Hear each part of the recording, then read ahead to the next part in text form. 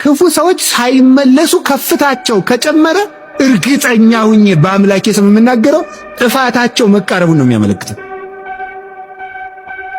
የሰይጣን አንዱ ማስፈራሪያው ምን እንደሆነ ታውቃላችሁ? ለክፉ ሰዎች ከፍታ መጨመር ነው። ከፍታ እየገደሉ ሹመት ይጨምርላቸዋል፣ እያጠፉ ሀብት ይጨምርላቸዋል፣ እየገደሉ ተከታይ ያፈራላቸዋል። ከዚያ ምን እንላለን? ጎበዝ ልናልቅ ነው። ክፉ ሰዎች በመኖራቸው አትፍሩ፣ አትጨነቁ። ክፉ ሰው ለምን አንድ ሺው አይፈለፈልም? እግዚአብሔር ነው።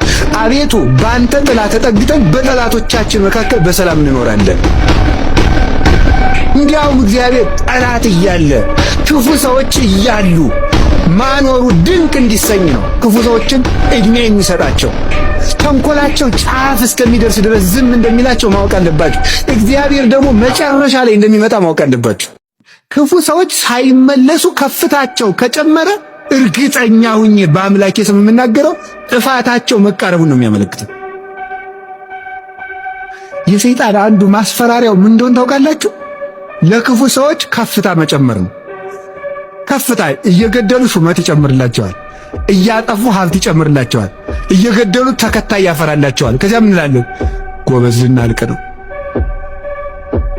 ክፉ ሰዎች በመኖራቸው አትፍሩ፣ አትጨነቁ። ክፉ ሰው ለምን አንድ ሺው አይፈለፈልም? እግዚአብሔር ነው። አቤቱ በአንተ ጥላ ተጠግተን በጠላቶቻችን መካከል በሰላም እንኖራለን።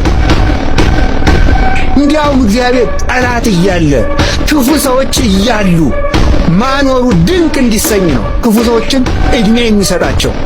ተንኮላቸው ጫፍ እስከሚደርስ ድረስ ዝም እንደሚላቸው ማወቅ አለባችሁ። እግዚአብሔር ደግሞ መጨረሻ ላይ እንደሚመጣ ማወቅ አለባችሁ።